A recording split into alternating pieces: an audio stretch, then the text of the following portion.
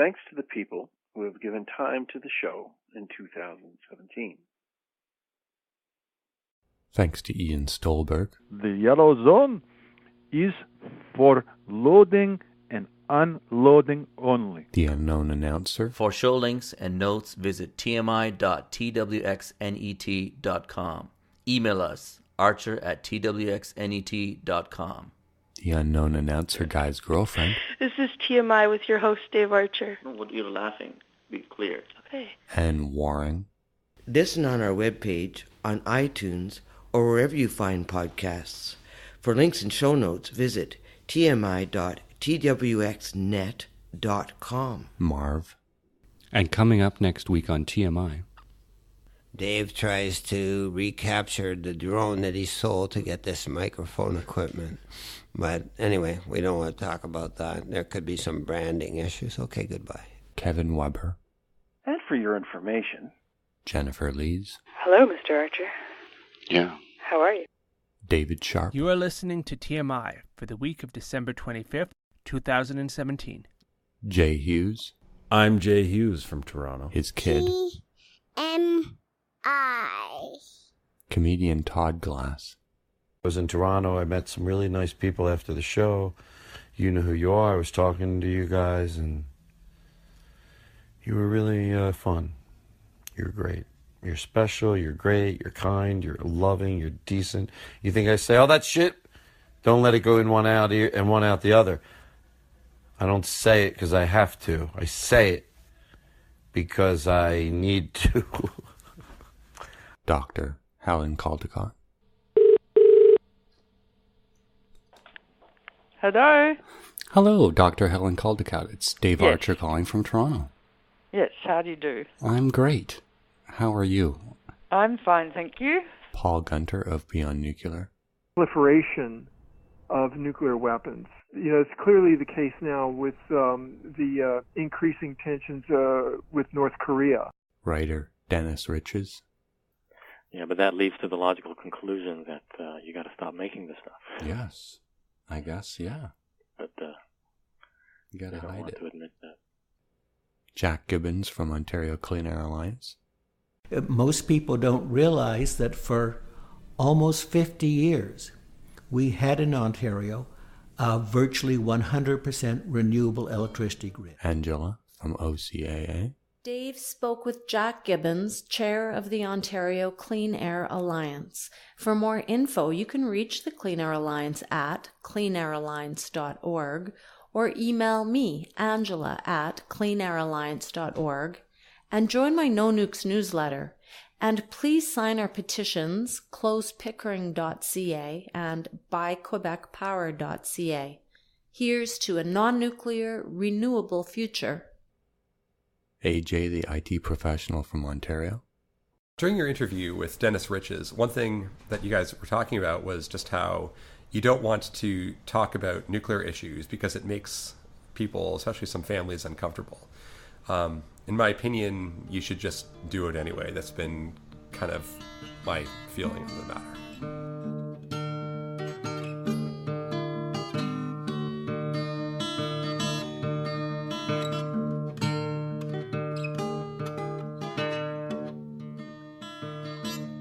And Professor Robert Jacobs.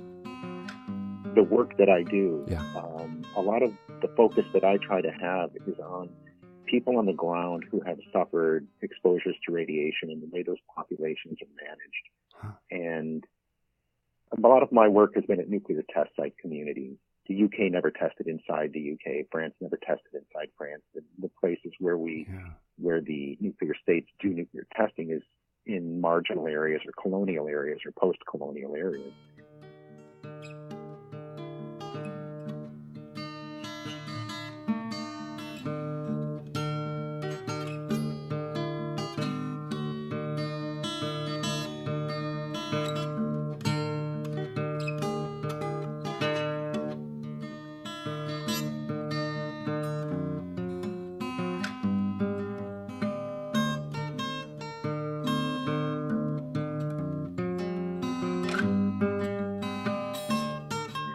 You are listening to TMI for the week of January 1st, 2018.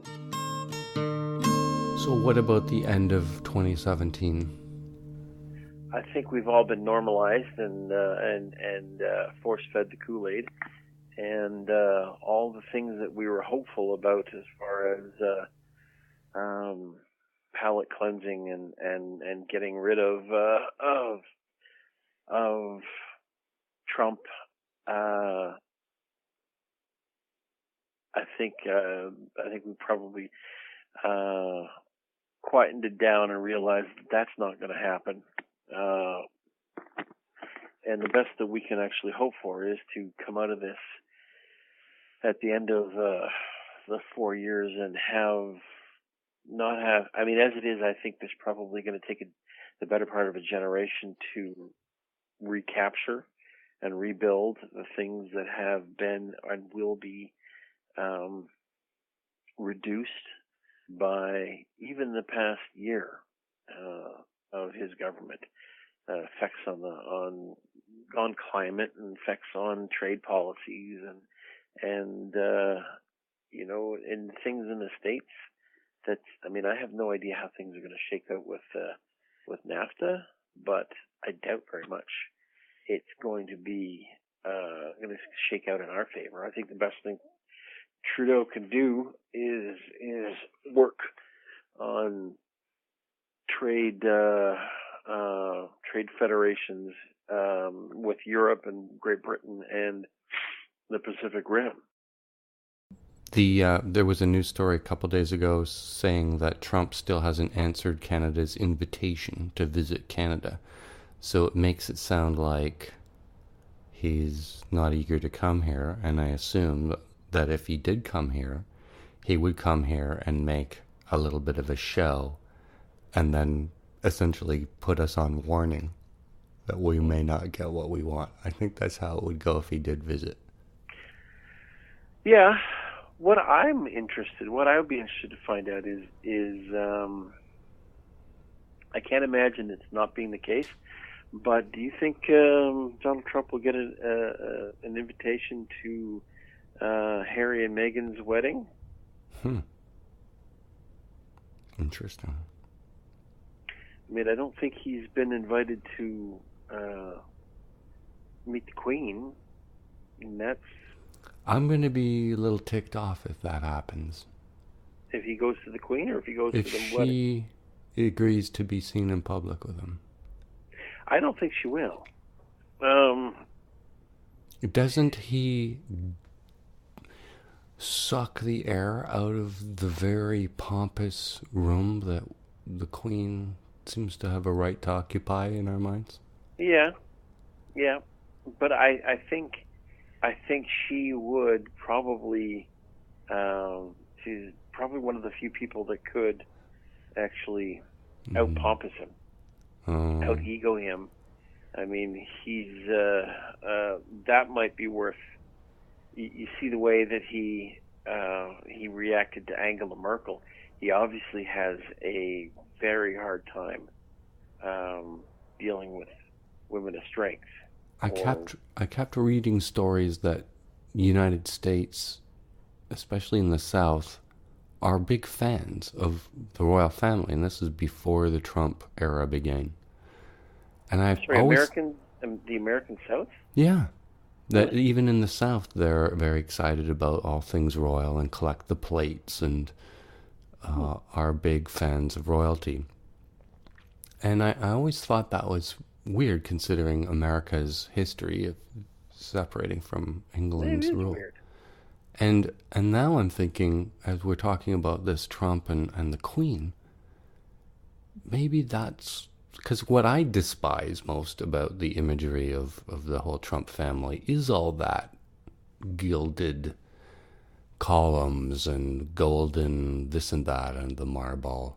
But that's not monarchic. That's Las Vegas. That's tiny. That's American royalty. No, American royalty is the Kennedys.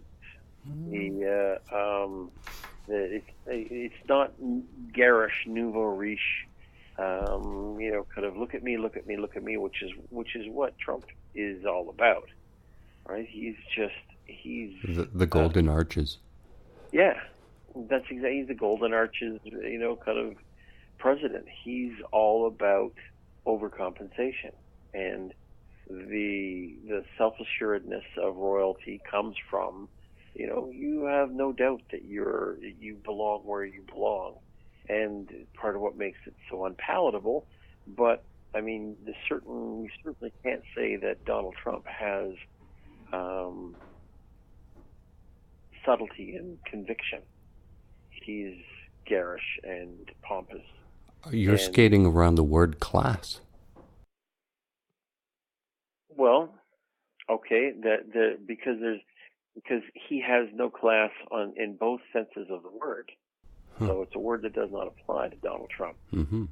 He has a pretense to class, and I think that's what drives him, is the fact that he wants to be, he's always wanted to be accepted by the Manhattan elites, the George Plimptons, and the people who write for the New Republic and all that kind of stuff. But and he's bought himself a table at all of their kind of parties, but he's still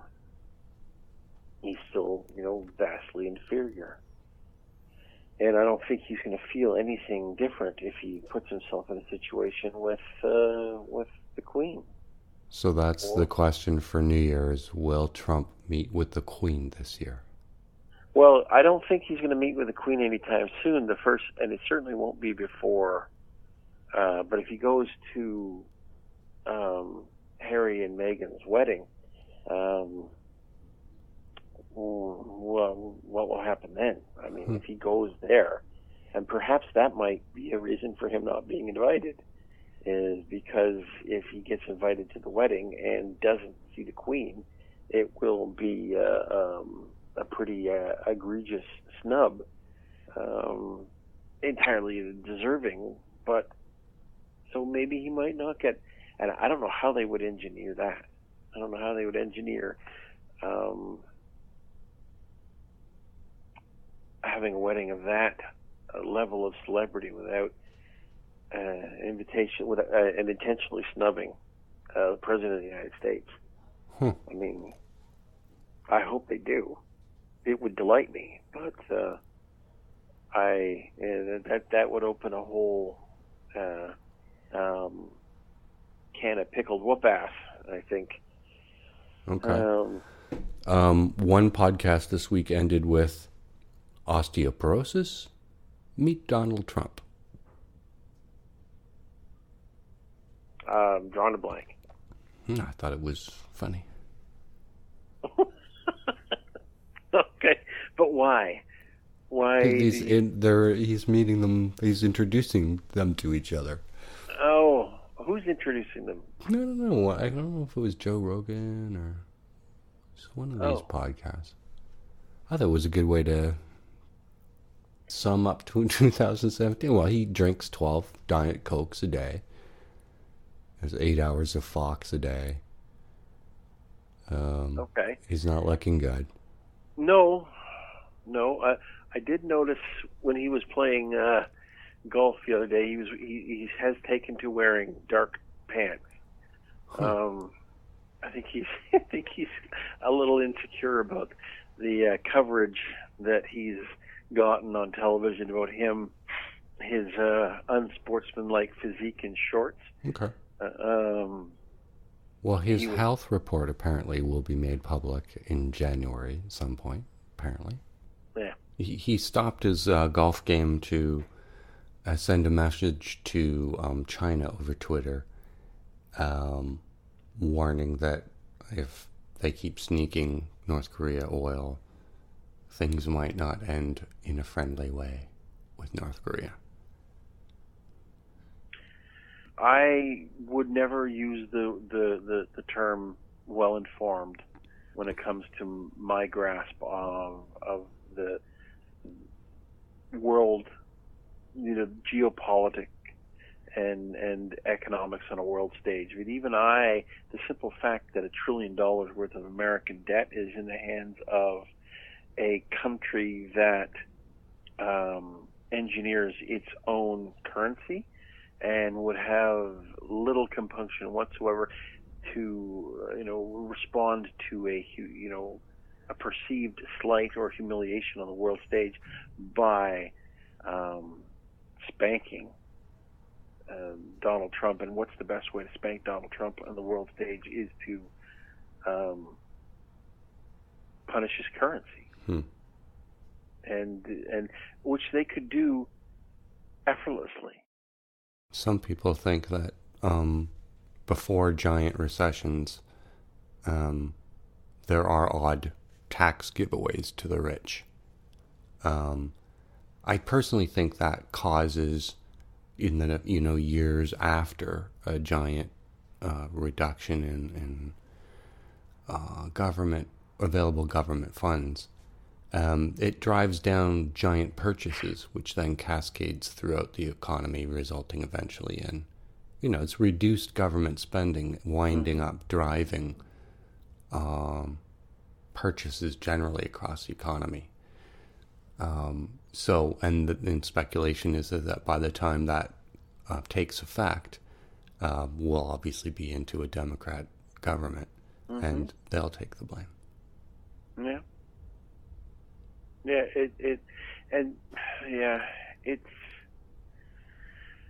It's hard. Not every day I get up and think, is today the day that I should fill my bathtub full of water and go buy a dehydrator and start jerking meat. Except for the fact that come the zombie apocalypse, I would be the first person. I would be in the first group of people to be eaten, I suspect. Yeah. If you're dumb enough to vote for Trump, then you're dumb enough to take all the things that have happened since he became president as whatever Trump describes it as, fake news. Exactly. Or a greater America. That's a good point. Yep. I mean, the line that Trump voters take him seriously but not literally, and his opposition take him literally but not seriously, to our eternal chagrin, and that continues to be the case, right? It's like, oh well, he says he'll bring the jobs back, and look what he did for those air conditioner folks up there in Indiana, right? There's no acknowledgement of the fact that he is demonstrably one of the 1%, if not one of the 0.1%, who benefits from the, there's tax breaks for private jet holders in this tax package, and people who own golf courses, for the love of God. So. Yeah, well, and they're actually thinking he might fire Mueller, and he's on tape before the whole nation contradicting the premise of his major defense. He's, There does, like I said, I don't know that we ever will find a bottom in this quagmire, and that's... So it doesn't sound very optimistic for 2018? No, I don't have a great deal of optimism. Can you think of a period where people... It's again, we're so polarized when I say people. It depends on what people you're talking about. But, okay, so of the 50% who are, you can call them liberal or Democrat or just anti-Trump, it's all the same thing. Of those people who don't think Trump is a good idea, has that group of people ever been so pessimistic on New Year's?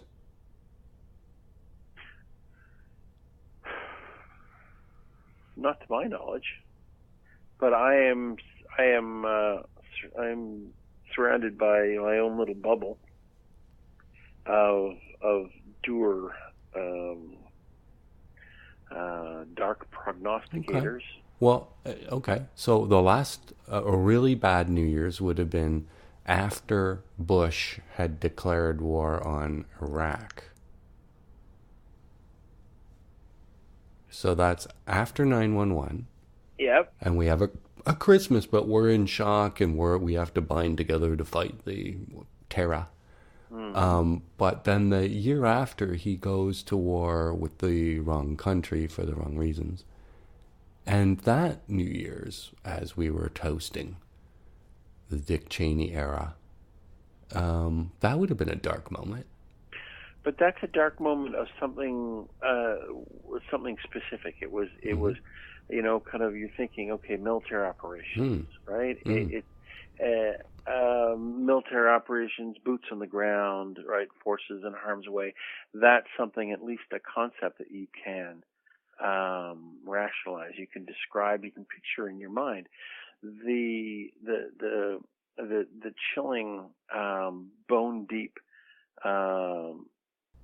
bleakness of this situation is that part of his campaign, part of Trump's campaign to maintain his power, is his guerrilla marketing campaign, is to cloud, what's that term, the fog of war, right? And you how do you win a military campaign on a guerrilla basis? You interrupt supply lines, and what is most important in a group of people making qualified, clear-headed decisions is useful information. Disrupting information. When you've got, I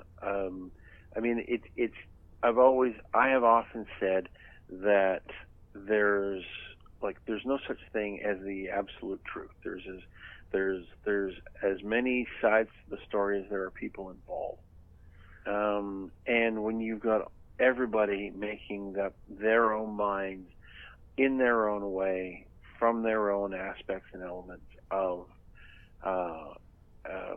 that's one thing. But when you've got people like Rush Limbaugh and that Ingram lady on the news and Alex Jones, and it's one thing to get bad information, it's another thing to get carcinogenic, self-destructive. I mean, it's information that negates, and not only just doesn't create or contribute to the positive reinforcement of our general understanding, it actually eats away at that positive structure, whatever that would be. Whatever we have as a culture, and I'm folding Canada into that culture, because we are unavoidably part of the whole cultural block that is the United States. Whatever we have, and Canada is going to maintain it, quite a bit longer than the States, but whatever we have in a sense of respect and trust in our the forces of law, the forces of government, that gets destabilized when they're coming for our guns, and kind of it's like, oh, I gotta call that Alex Jones guy and get some bone broth for the coming up, the coming apocalypse, whatever. It's just there's a degree of lunacy. There's a degree of absence of structure. Everything, the ideas are free-floating and lunatic, and there's no cohesion. There's no coalescing around anything. And I think if there was someone on the left, someone that had the capacity to bring people together, create a little gravity well, and kind of create increase increasingly large body. On your podcast a number of weeks ago, Yeah, Dr. Helen Caldicott. Dr. Helen Caldicott was saying 30% is the percentage for female legislators, right, to create a bloc and begin to swing things or make things work. I think it's like, as I said before, I think it's not a coincidence that 30% is the bloc, is the number that's generally perceived to be Trump's supporters, the size of Trump supporters. That seems to be a third of the people in any situation is enough of a consensus to move the market.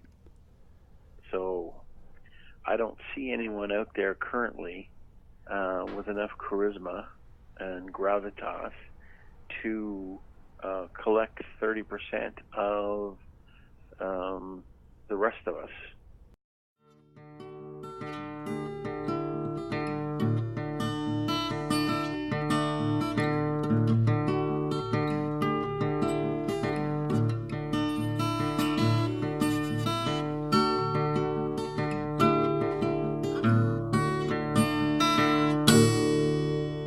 And does most of the cooking. She's baking for like a week leading up to the day, and Marv is libational front of house, making sure he's the cruise director, making sure everyone is aware that there is a shuffleboard on the Lido deck and movies in the lounge, and buffets open 24/7. So it's quite a pair, quite a companionable and successful pairing. Anyway, he's front of house, she's back of house, and the joint is jumping. I think from, I would say 9 o'clock Christmas Day till sometime after Boxing Day brunch. Women are the suspected ringleaders in this whole Christmas thing, I think. And most things, yes. I think. Well, more than just window dressing, I think there'd be no Christmas without women driving it. Yeah, guys would need a big screen TV and a comfortable chair, I suspect, and a functioning toilet. Really, when you think about it, what else do we really need other than stocked fridge, comfortable bed, comfortable chair, nice car, and friends. Remote control helicopters. And the legal right to use them. Mm. Well, see, I think the remote control helicopters. How do you know whether is Amazon still going to be doing delivery by remote control things? What do you call those things? I personally have always suspected that whole delivery by drone was PR. Yeah. Yeah. Well, it worked. It's an awesome idea. It got people talking about the brand, but I still, the logistics of it, the low-level air traffic control, how it would land and where, how the client would approach the device. And remember, those blades are spinning as like razor blades. Like I have thought about, whenever I think about those things, I think about, what did you call them again? Drone. Drones. For some reason, I'm blanking on that. Ever since you told me that about the dogs getting their noses, their tender little noses, shredded. Some of these, people who fly drones, they catch them in midair rather than land them on the ground where they could tip over and be destroyed by blades of grass. Seriously. This grabbing them out of the air, which I did a few times, but there's photos of what happens when your arm comes in contact with these very fine propeller blades that are essentially sharp like razor blades even when they're stationary, let alone above the speed of sound or whatever they're spinning at. It's incredible. So they would have, I guess, have you ever seen the mithril mesh gloves that people who work in abattoirs and meat cutting plants wear? Where people are using cutting meat, and they're like basically chainmail gloves. Mm-hmm. So maybe there's something like that needs to be worn, like a falconer's glove for people who are predisposed to catching their drones in midair. I don't know how that's going to fit into the Amazon business model. Are they going to drop a chainmail suit on the client before they intercept the package? Like, no, there was a thing on the news, and I'm sure you've heard about this about porch pirates. Mm-hmm. So obviously, Amazon has gotten. There are apparently gated communities on the Pacific Northwest that have Amazon lockers, right? Where, kind of heated or cooled for people dropping their groceries off. Mm-hmm. But Amazon is training large swaths of the population to not expect any more security or chain of custody beyond it's on your physical property. Boom, it's now your problem. We can drop it off on the porch, and dogs can pee on it, or whatever. Right? Well, so when we used to have milk delivery, all the houses in East York were built after World War II and before all have milk chutes. Actually, if you made the calculation, it would affect your gross national product of a nation, adding milk chutes to the walls of.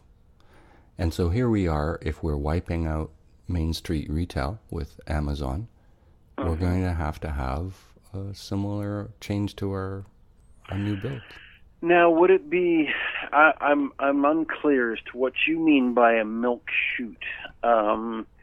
What I'm thinking of, my experience of milk delivery, is something.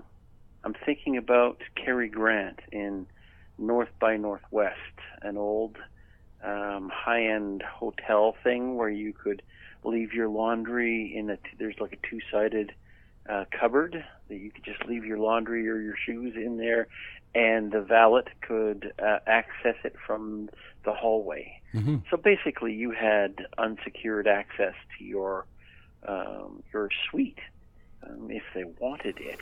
But a very thin thief could theoretically climb through the milk chute.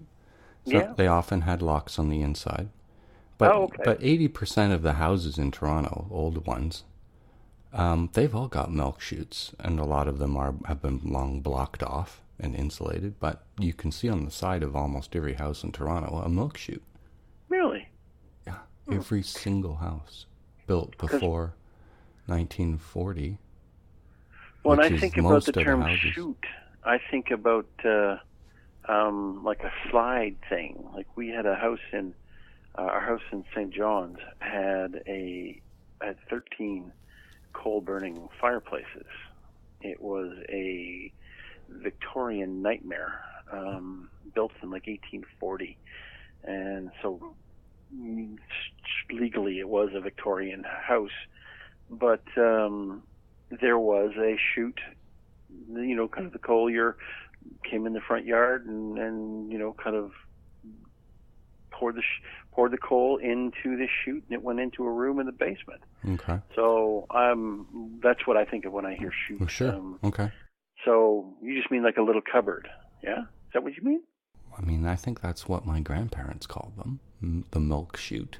Okay. And what it is, it's about maybe 4.5 feet high off the ground at the side of, again, almost every house in Toronto. Even where you live, Kevin, that little window beside the side door of your house was a milk chute. Okay. When have you ever seen a window that size? Right there. Yeah. Okay, now that you think about it, That was a milk chute, and it is a hole in the brick wall about 4.5 feet high, maybe 4 feet high, maybe not that next to the door. Yeah. Side of the house. And Okay, it had and- a door on the outside and a door on the inside. And the milkman would come, put the milk in the chute, and when you got up or whatever, you'd open your inside. I mean, it's very elegant. Yeah. Well, I suspect that, and that stairwell was the service stairwell in the upstairs downstairs sense. So yeah, that would make sense that if there was a milk chute, that's where it would be. Yeah. So it's some kind of irony in that, 70 years later, we all need these milk chutes desperately. And probably a little bigger. A lot of these Amazon packages are quite big. Yeah. Back to the drones. Do you think that that's where that's going to actually? It's got to. If you've wiped out Main Street retail, you know that Amazon's growth numbers are, off the chart. I mean, even if I go to Best Buy for the simplest thing, it's all only available online.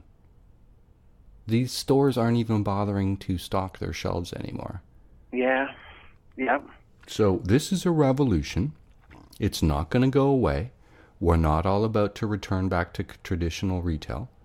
And so we will be building our new build houses with something to take care of these packages.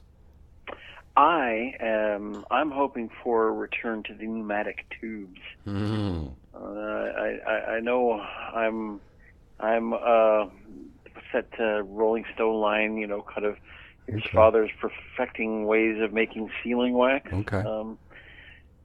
Which incidentally, it took me the better part of a generation, close to 35 years, to figure out what sealing wax was? Yes, that it wasn't wax that went on the ceiling. Right. I'm going to be honest with you. Yes. Me too. Okay. I give it about... In fact, I think I probably realized it a couple years ago, but there was an interesting article. They found an old seal here in Ontario in some library that dates back to 1820s for land transfers, and it was, made in Britain by an interesting press they call a matrix, that they would make these seals out of wax and then attach them or associate them with documents. It's cool. Yeah, it is. Well, see, the thing that's confusing to me, or irrational, if that's the word. No, it's not. I know it's not, but I'm making it a word here and now. Is my mom and her second husband David? They were antiquers. They populated their house with old doodads and gewgaws and baubles and baubles and things. So I am fairly certain that I have encountered more than one actual seal. The device used to press into the, and I have a sense of the feeling, the plasticky wax of a piece of sealing wax that you access. It was a piece of wax about the size of a large hot dog, right? In that circumference, and you melted it held in the candle flame and melted it, and then dropped it like melted chocolate onto either the bottom of a document, or you sealed the document with it, and then you pressed your coat of arms, your ring, your signet, or whatever into it to make it official and secret and sanctified. So I mean, I've held sealing wax in my hand, but I never knew that that's what the Rolling Stones were talking about. Like, kind of. So in the peak of subliminal advertising, back in the 70s, there was an ad for Grand Marnier that was in every National Geographic and every possible magazine. It was in subways. So if you're holding onto the pole in a subway and you look up, I mean, there was this Grand Marnier ad, and it had sealing wax, and it had a bottle of Grand Marnier, which has, probably a plastic version of what would have looked like anyway. Yeah. And they had the bar of wax next to the bottle. And it is, to this day, the most phallic thing I have ever seen. It is the most anatomically correct. And when blown up large on the wall of a subway or in every single magazine that was for sale in the 70s, this Grand Marnier hat, no one ever noticed, or I've never heard anyone talk about it. But if you look up an old Grand Marnier ad from the 70s, you'll see it's the most... Now, the piece of wax that came off... it was so anatomically correct. It was just unbelievable. Because I think you would take the bar and you would have a candle, and I think you would melt it and drizzle it, and as you say, smush the matrix or press or whatever, stamp into the molten wax and leave your mark. But, wow. Look into it. Are you familiar with Tranya? Now, Tranya, I thought, if memory serves, it was orange, was it not? I'm voting green, but I could be wrong. Oh, okay.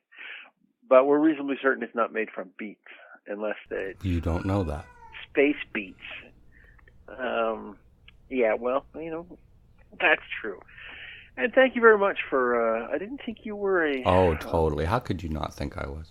What did you think I was, a Star Wars guy? No, I thought you were so consumed by your own internal monologue and I don't mean that to be, self-absorbed. I think there are some people who are completely capable of entertaining themselves endlessly, and I mean, you have to admit that you have a wide array of casual and professional interests. You can solder crap together, you can arrange stones, you can do plumbing and carpentry and electricity. You're a good man to walk the mountains with.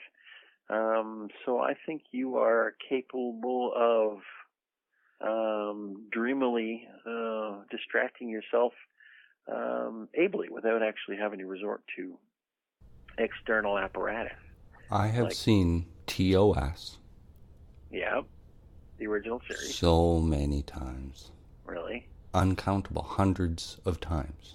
Okay. I watch it usually once a year just on principle. Just like you have them on...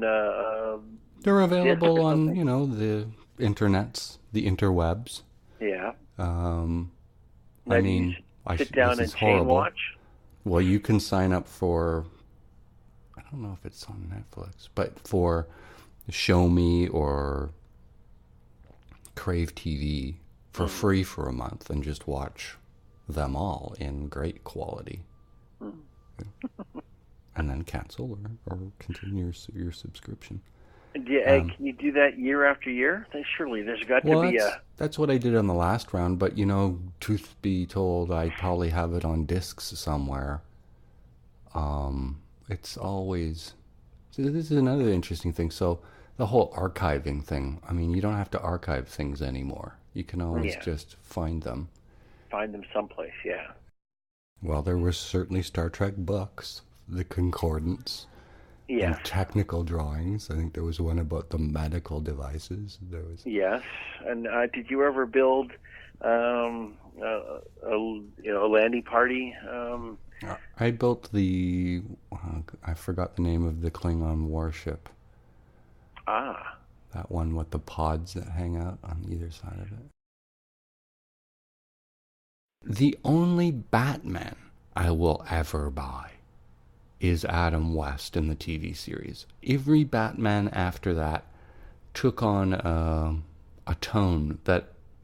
if you've got ears on your costume, it's a comedy. I am sorry. As soon as you've got ears, it's a comedy.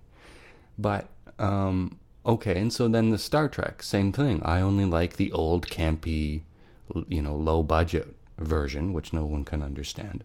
Yeah. But again, all the Star Treks after it was either too, gooey, touchy-feely kids on the bridge.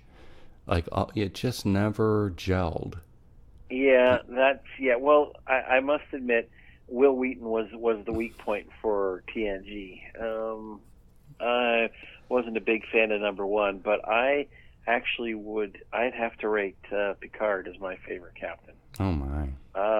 Just the kind of Kirk was the the show was supposed to be Wagon Train in the Stars, and he was a cowboy, right? And I could see him very easily doing that Slim Pickens, riding the missile down into the yeehaw, right?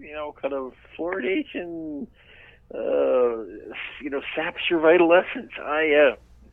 Nice. I liked the gentility, the urbane explorer, card. Plus, I liked what's her name, the female captain from Voyager.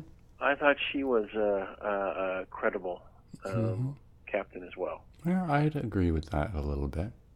So I remember having a couple beery discussions with some coworkers about other women that we thought would make good starship captains, and not just based on hotness. And we figured Kathleen Turner would have made a good. Sigourney Weaver, of course, would have made the best. Kathleen Turner would have made a good starship captain, and I think those are the four. Those are the two that I remember most. Georgette, yeah, no, I think she would have been a good ship's counselor. There was I think another version was Enterprise. I thought they got into a sort. It's almost like every other episode was okay. But anyway, it's just never. I don't know. There's something fascinating about the old one. The fact that the lack of fancy special effects is what makes it real for me. That is inarguable. Absolutely. Anytime you have again, we come across the liminal, or the word liminal. Anything that actually crosses a boundary and defines a genre, in the way that Star Trek did, in the way that Lord of the Rings did, in the way that Dune did, they cast a mighty shadow, and it's hard to imagine what the sunlight would be outside the precincts of the shadow. But it doesn't mean that there's not sunlight out there. It's like, think about all the things that came after Star Wars, right? I mean, how are you? What are your thoughts on Star Wars? Like, I was suitably excited when Star Wars came out. Like everyone else, I was 13, right? So it was the biggest thing that happened since sliced bread, but and it was very exciting. It didn't kind of change my chemical structure. It didn't make me taller or smarter or better. But I must admit, I look at these families, these husbands and wives that have found themselves, kind of across vast expanses of space and time, and have coupled and have through, at least in part, a shared enthusiasm for this, and they're showing up at premieres in costume with their kids, and I think that would be kind of cool, right? Kind of to participate in that kind of thing, to go to Comic-Cons and exist in a family structure where that was, part of what brought you together and moved you forward as a family. So, are you familiar with Galaxy Quest? I stood up and applauded when the first time I saw that in the theater, and I wasn't. And you know what? I wasn't alone. It was in. At what point did you applaud? At the end. Okay. At the end, I was just. I don't know what I was expecting when I went, but it was. That's got to be one of the best movies ever made. I can't I really would have a hard time disputing that. I think, and this is weird. I think quite often when I look at things that I enjoy, somewhere nestled down in near the core is Enrico Colantoni. He was in Person of Interest. He was in Galaxy Quest. He was in what's that miniseries? That's the leader of the alien species. Yes. Yeah. Yes. Paul Gross did a 10-part miniseries about UN peacekeepers in the former Yugoslavia. Yeah. I think it was Zone of Separation, ZOS, Z-O-S. And if you haven't watched it, I urge you to run, don't walk to your nearest place of video acquisition and watch the series, because it's an excellent series, not the least of which for Enrico Colantoni's star performance as Speedo Boy.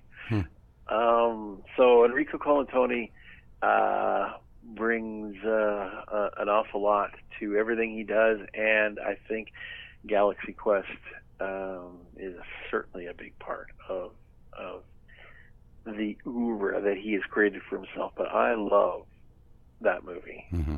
It was everything that it could have been, and surprised the pants off me because I wasn't expecting anywhere near as much. So the weird, a rudimentary lathe. It's gold. Right, from the Zorn. Yep. Construct a rudimentary lathe, yes. It's gold. I see you managed to get your shirt off again. Yeah, it pleased me. And it still does. And a sign of its significance and its importance is the fact that it's one of the movies. I don't know what service it is at Nancy, Netflix or HBO or something. That's 10 or 12 years old, if not longer, right? That's been around for a bunch of years, and you still have to pay to rent it. So obviously there's enough of a demand out there for the movie that so kudos to them. It stands up. Making fun of Star Trek people and Star Wars people. So the Star Wars thing, but also celebrating it. When it came out, I was so desperate for there to be a Star Trek that any science fiction. And didn't Star Wars come out? Wasn't there a Battlestar Galactica movie, or was it just that the TV show was raging and it seemed to be a... There was a TV show, and I don't think there was ever a movie. Okay. There was a couple made-for-TV movies, like... Now that had more interesting elements. Now, they went on too long with the interpolitics and Lauren Green and all that, but ideas like Cylons, that was cool. But did you not watch the reboot? No. Oh, brother, the reboot it fell apart. The wheels fell off it towards the end. But the first 2 seasons, it was a remarkable piece of gear. It was very impressive. I was very impressed with. I've got one for you. Okay. Now, unfortunately, I'm struggling to think of the name, so this is going to turn into a bit of a trivia game. Okay. It's funded by at least 3 governments. So, Canada, maybe Sweden, like New Zealand or something like that, get together and they redub it into their separate languages. Is this the thing with the ornithopters, the like the shuttlecraft that have wings and stuff? Okay. Is that the insect spaceship has moths aboard? Okay. And they have picked stars from the 3 or 4 countries that contribute. Could have been Germany as well. And our contribution was an actor from Newfoundland who played Stanley, the captain, brilliantly. It's this device made by some, overlord as a perfect weapon, and it's essentially an insect. And in some ways, it retains some personality, or it follows orders. Like if you say speed towards that planet, unless you say slow down as you approach the planet, you'll go right into the planet because it's an insect, the ship. Okay. And it seemed to be designed to be only controllable by one person, and through a just quirk of destiny, it winds up being Stanley Tweedle. Exactly. Who's a bit of an idiot. And so you've got an idiot who's the only person who can control this spaceship. But it's so cool. It has inside it sort of makes moths, which can be flown as helicopters. But here's the thing. That movie started, there's a movie called Lex. And that movie spun off into the series, which, it probably has a few bad episodes and lumps in it and a little silliness. But it's fantasy. There were some really neat ideas about a terrorist infiltrating this horrible society, a mechanized society, a futuristic kind of Mad Maxy kind of world. Okay, now there was, I'm looking at IMDb, and there is the series run from 97 to 2002, and there was something called Lex the Dark Zone, which was a mini-series which seems to predate. It was made in 96. And, it's what,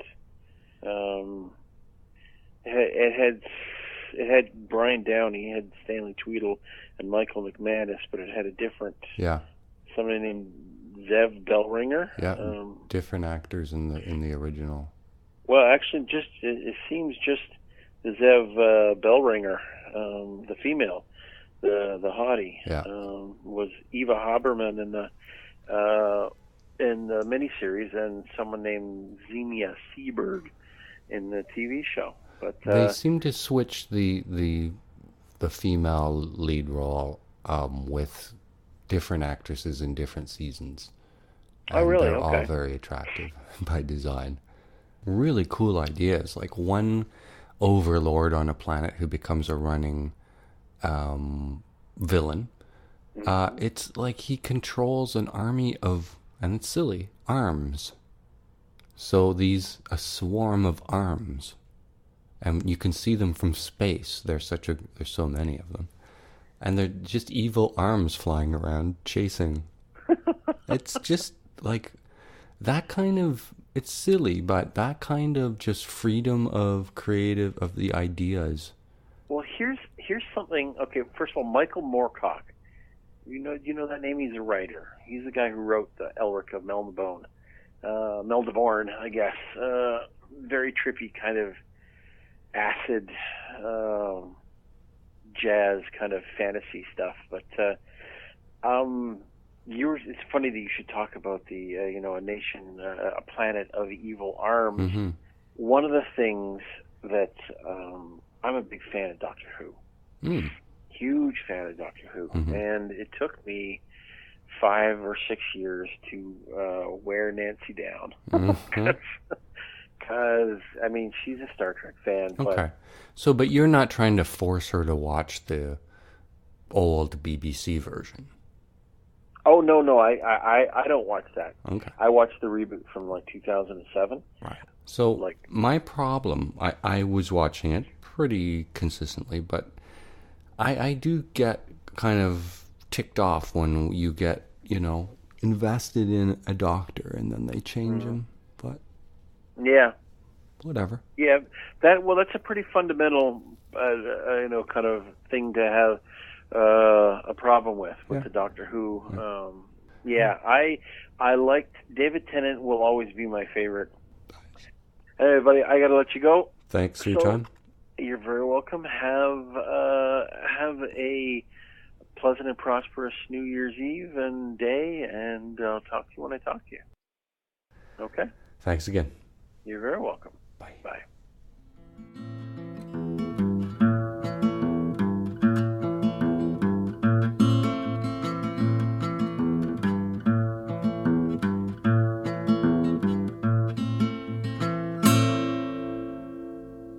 And for your information, in a previous episode with Robert Jacobs, Dave was half recalling a nuclear accident in Japan that foreshadowed the Fukushima reactor meltdowns.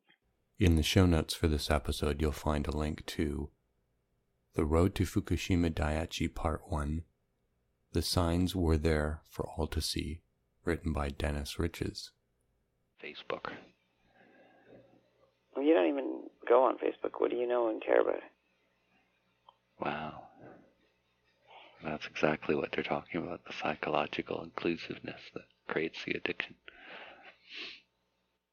If you wanted to look up a friend of yours right now, do you have their email address or cell phone number if you haven't been in touch with them in the last 10 years?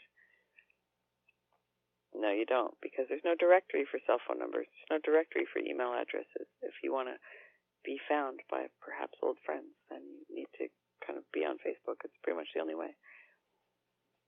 All my old friends don't want to talk to me. Yeah, well, part of why you're bitter about Facebook, because my old friends look me up and I go to New York and hang out with them. Sounds expensive. No, it cost me $223 for a flight. I stayed for free, and we pretty much cooked and hung out. So yeah, no, it was a very cheap week.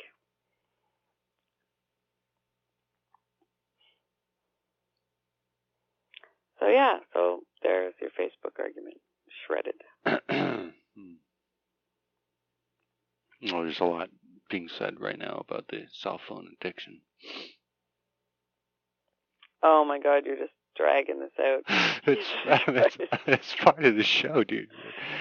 You're on the air, dude. I bet. That's why I don't call you, because I'm convinced you're fucking recording me like the entire time. Yeah, I noticed people stopped calling. Yeah, I wonder why. All right. Merry Christmas. Talk to you next year. Okay. Bye.